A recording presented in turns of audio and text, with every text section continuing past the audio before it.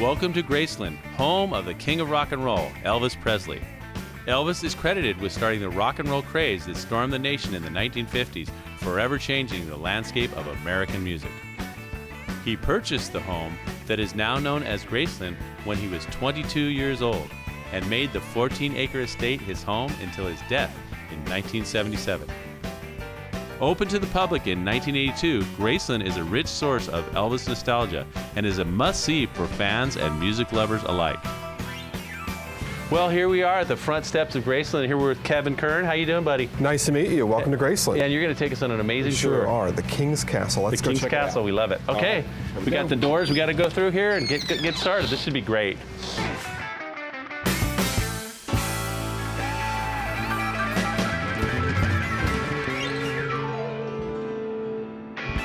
Kevin, this is pretty impressive. You got the stained glass and the couch and all. And this is just how Elvis lived, right? This is the living room. This is where Elvis would have entertained a variety of guests, family and friends that would come visit the king at his castle, Graceland, here in Memphis. And classic 60s stylings here. We've got the white carpet, the white furnishings, and of course, you see these custom peacock stained glass panels that lead into the music room, which that is one of 4 pianos that was in that room during Elvis's lifetime. And also, at the very end of the room is a television set, one of 14 in Graceland. Keep in mind, Graceland, Memphis didn't have cable back during Elvis's lifetime. There were only 4 television stations on the air, but Elvis was an RCA recording artist, and RCA also made electronics. Therefore, absolutely, he had all that he could possibly want from RCA. Wonderful.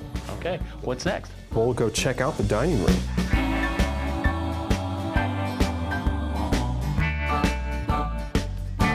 So this is Elvis's actual dining room where he ate a lot of his meals. Exactly. This is where the Presley family would have dined each evening, just off the kitchen here. And of course, Elvis would have sat at the head of the table.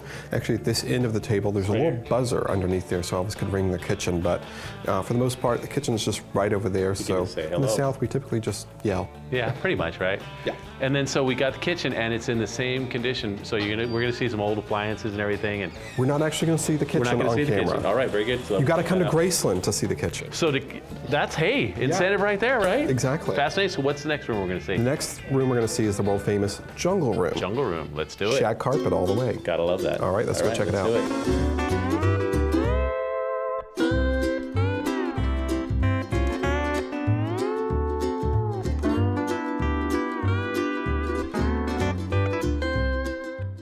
Well, I really feel like I'm in the 60s now. We're standing on some green shag carpet. It's amazing. I know, it's totally 60s. Yeah. But this was not only a sign of the times, this was also great for acoustics. So there's shag carpet on both the floor and ceiling, and Elvis, that really allowed the king of rock and roll to make music here at Graceland. He actually recorded a portion of 3 albums in this room because of the great acoustics provided by that shag carpet. Yeah, it's on the ceiling as well, and I can notice it. The sound just stops. It does stop. This is amazing. So it's like a little mini private recording studio. But for the most part, the Den is simply what this room was known as when Elvis lived here. It didn't become the Jungle Room until Graceland opened for tours, and it just became nicknamed that in popular culture, and it's stuck today, but it was simply known as the Den. But inspired by Elvis's love of Hawaii, he filmed 3 movies there.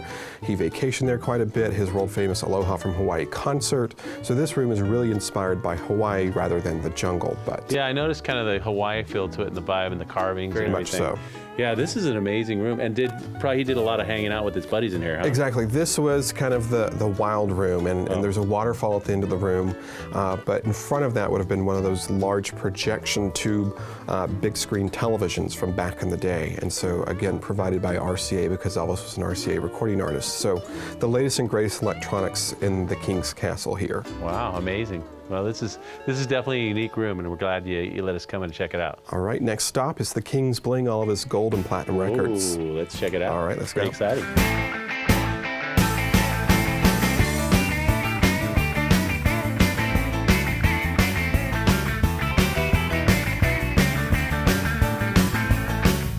So this actually used to be a racquetball court. I know, underneath our feet, you can hear it. It's a hollow floor. There's a racquetball court just underneath us, but all around us are gold and platinum, multi-platinum albums for Elvis Presley, the king of rock and roll. Elvis still continues to receive sales awards from the RIAA still even to this day because he still continues to sell. One of his biggest selling albums is going to be his Christmas album because that's a little evergreen and continues to sell each December.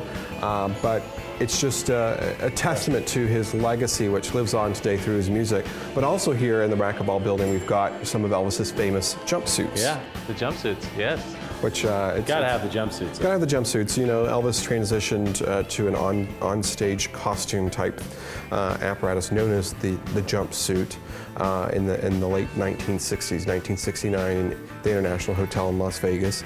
But Elvis's unique style of the jumpsuit eventually influenced the likes of Evel Knievel, who was a huge Elvis fan, who wore a jumpsuit style costume. Almost like a superhero costume. Yeah, exactly. Absolutely. Which Elvis was a big fan of comics. Drawing on that, and this is also a little bit of an inspiration from the karate. The Kempo. He was into Kempo karate. He was. So this kind of influenced the design, and then the IC Costume Company, which stands for Ice Capade Costume Company, which did a lot of stage wear for performers, was responsible for producing these. They're quite unique and amazing, and what a trendsetter. One of a kind, the king of rock and roll. That's right.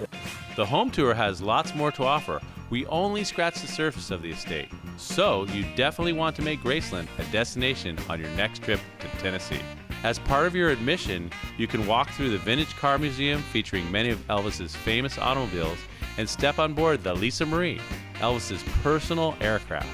This one-of-a-kind plane is fit for a king, the king of rock and roll, that is.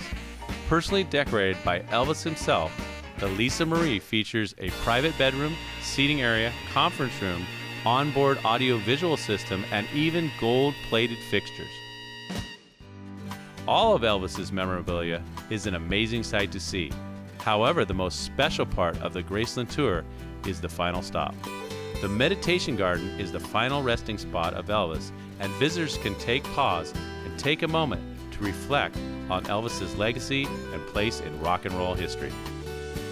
We are just outside the Meditation Garden, which was an original rose garden when Elvis purchased the home, and part of this brick backdrop and the stained glass that you'll see was created when Elvis lived here, and he had no intentions of being buried here at Graceland, but out of necessity after his passing in 1977, Elvis was buried here at Graceland, and it's just a quiet moment of reflection to pay your respects to the king of rock and roll. So I'll let you go ahead and go on and pay your respects.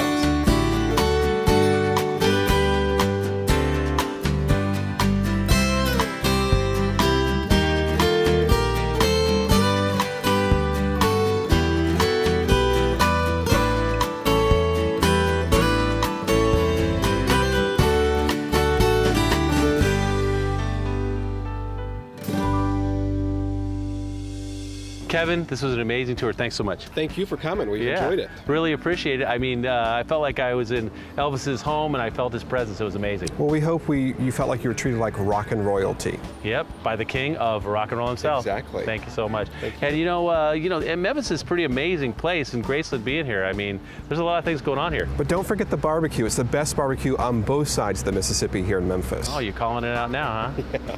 All right, well, we'll have to try that while we're here. Please do. Thanks so much. All right, thank you. And thank you so much for being here. And until next time, just remember to enjoy.